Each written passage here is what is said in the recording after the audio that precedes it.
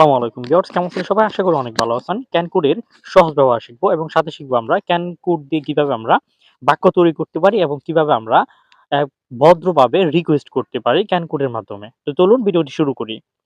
আমি পারি, I can। আমি করতে পারি, I can do। আমি কাজ করতে পারি, I can do the work। তুমি কি কাজ করতে পারো? Can you do the work? Can you do the work? আমি পারতাম, I could। আমি করতে পারতাম, I could do। আমি কাজ করতে পারতাম, I could do the work। দেখেন, এই ২ টি বাক্যের ক্ষেত্রে আমরা কি শিখলাম? যে ক্যান শব্দটা হচ্ছে পারি, আর যখন বাংলাতে বললাম পারতাম তখন আমরা ব্যবহার করছি could। তাহলে আমি পারি, I can। আমি পারতাম, I could। তুমি কি তুমি কি আমাকে একটা কলম দিতে পারো? Could you give me a pen? মানে এটা হচ্ছে formal. Could you give me a pen? যদি আপনি খুব ভদ্রভাবে রিকোয়েস্ট করেন তখন হচ্ছে এই ব্যাপারটা ব্যবহার করতে পারেন। Could you give me a pen?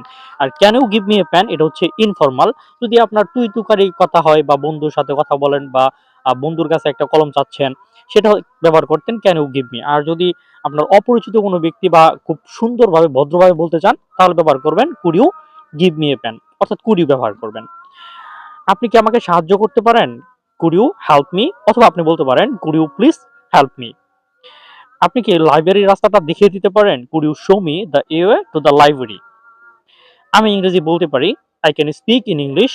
আমি ইংরেজি বলতে পারতাম, I could speak in English।